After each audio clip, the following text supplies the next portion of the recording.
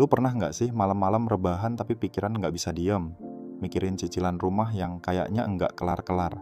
Sementara di layar HP, lu lihat harga emas naik gila-gilaan.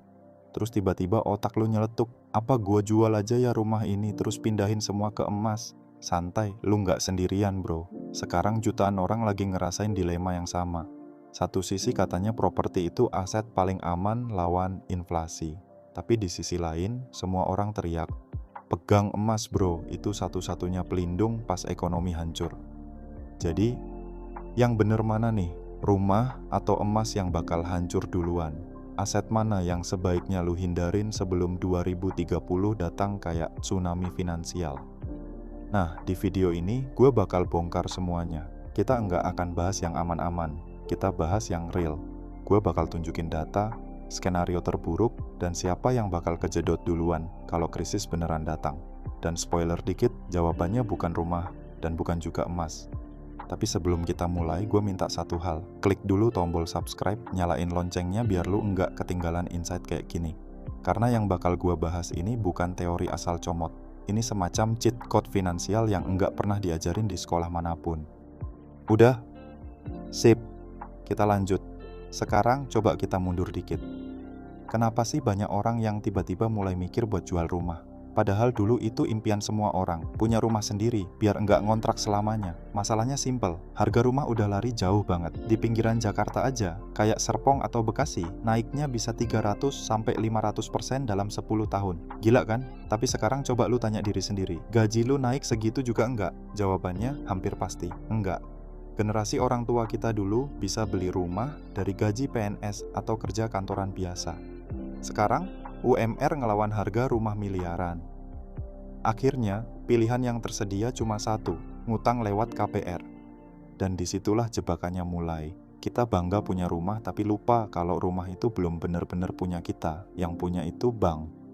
Dan KPR itu bukan cicilan biasa, itu kayak versi modern dari perbudakan. Bayangin ya, lu minjem 500 juta dengan bunga 10% buat 20 tahun. Cicilan per bulan kira-kira 4,8 juta. Kedengarannya wajar kan? Tapi di cicilan pertama, yang beneran motong utang pokok lu cuma 700 ribu. Sisa 4,1 juta itu murni bunga buat bank. Jadi tiap kali lu kerja lembur, pulang malam kejebak macet, sebenarnya lu kerja buat bayar bunga bank, bukan buat lunasin rumah. Gila nggak tuh? Dan belum selesai sampai situ. Ada jebakan yang lebih licik lagi, bunga floating alias bunga mengambang. Awal KPR dikasih bunga promo 4% fix 2 tahun. Lu seneng, lu tanda tangan. Tapi pas masuk tahun ketiga, bunga loncat ke 13%. Cicilan naik dari 4,8 juta jadi 7 juta. Gaji lu nggak naik segitu, tapi tagihan naiknya brutal. Akhirnya lu terjebak. Nggak bisa resign, nggak bisa mulai bisnis, nggak bisa apa-apa. Rumah yang katanya aset malah berubah jadi borgol finansial. Sekarang geser dikit ke sisi lain, emas. Kelihatannya jauh lebih simpel. Nggak perlu mikirin PBB, nggak perlu takut genteng bocor. Dan yang paling penting, emas itu liquid. Lu butuh duit 5 menit lagi, jual aja, beres. Tapi, yang bikin banyak orang ngeri adalah satu kata, krisis. Krisis 2030. Isunya di mana-mana. Ada yang bilang bakal kayak 1998 versi global. Uang dicetak gila-gilaan, harga-harga naik nggak karuan, ekonomi kayak bom waktu. Sekarang bayangin krisis beneran datang, perusahaan lu kolaps, lu di PHK, tapi cicilan KPR masih jalan. Bank nggak peduli alasan lu, telat 3 bulan aja, rumah lu bisa disita. Aset yang lu bangun pakai keringat dan air mata, hilang gitu aja. Sementara emas, 1 gram aja bisa lu tuker beras malam itu juga. Nggak ribet, nggak butuh notaris, nggak perlu izin bank. Emas itu kayak tombol darurat buat bertahan hidup. Nah, sekarang kita bedah 2 skenario besar. Skenario pertama, rumah KPR sama dengan perbudakan modern. Udah jelas, ini aset yang bisa hancur pas krisis. Kalau bisa, jual, lunasin utang, ambil sisa duitnya, pindahin ke emas. Lu bebas dari bunga, bebas dari stres. Skenario kedua, rumah investasi yang jadi aset mati. Lu punya rumah kedua, apartemen kosong, atau tanah nganggur. Kelihatannya keren di portofolio, tapi tiap tahun malah nguras duit. Bayar PBB, bayar tukang, bayar perawatan. Pas krisis datang, lu mau jual, nggak ada yang mau beli. Harga jatuh, yang nawar cuma segelintir orang, itu pun sadis. Sementara emas, tinggal klik di aplikasi langsung cair. 2 skenario ini kelihatannya logis banget buat pindah ke emas. Tapi, tunggu dulu. Kalau solusinya segampang itu semua orang pasti udah lakuin. Masalahnya megang emas 100% juga bisa jadi jebakan. Pertanyaan paling dasar, kalau lu jual rumah buat beli emas, terus lu tinggal di mana? Di bawah flyover? Kan enggak mungkin. Jadi solusinya, ngontrak. Oke, anggap sewa 3 juta per bulan. Setahun berarti 36 juta. 10 tahun, 360 juta. Itu duit kebakar tanpa sisa. Dan yakin deh, harga sewa enggak bakal segitu terus. Tiap tahun naik minimal 5-10%. Artinya dalam 10 tahun, lu bisa buang sampai 400-500 juta cuman buat numpang tinggal. Dan yang lebih bahaya, lu kehilangan rasa aman. Tiap tahun was-was, tahun depan kita masih tinggal di sini enggak ya? Belum lagi mental lu pas pegang emas banyak. Harga emas naik turun tiap hari. Lu bakal jadi orang yang tiap bangun tidur buka aplikasi, cek harga emas, panik, tenang, panik lagi. Lu enggak invest, lu spekulasi. Dan spekulan adalah korban pertama di pasar.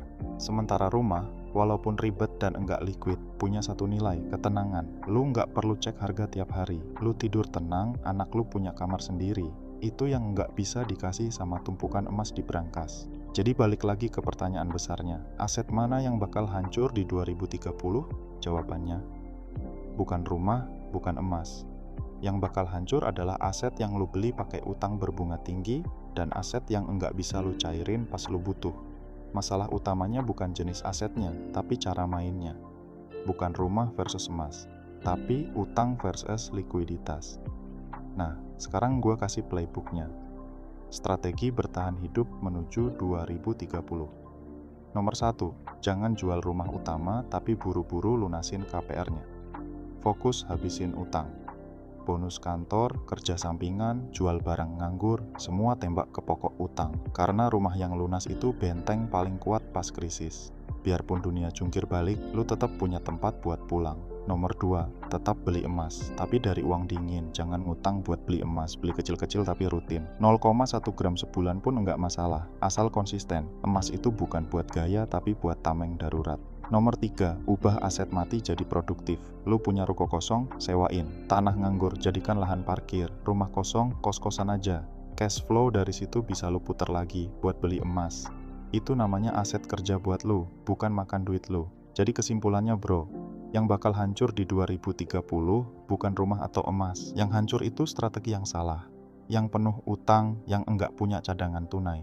Pemenangnya nanti adalah mereka yang punya rumah lunas sebagai benteng dan emas sebagai amunisi. Dua-duanya jalan bareng. Krisis mungkin datang, mungkin juga enggak. Tapi strategi finansial yang sehat bakal nyelamatin lu dalam skenario apapun. Jadi, lu mau jadi penonton yang panik atau pemain yang udah siap dengan rencana? Pilihannya di tangan lu. Kalau video ini ngebuka mata lu, lempar like, tulis di kolom komentar apa strategi lu buat nyiapin 2030. Dan jangan lupa klik subscribe karena kita akan terus bahas cara mikir finansial yang realistis, bukan yang ngimpi. Ingat, masa depan finansial lu bukan milik bank, bukan milik pemerintah. Itu milik lu sendiri. Lu yang pegang kendali. Sampai ketemu di video berikutnya.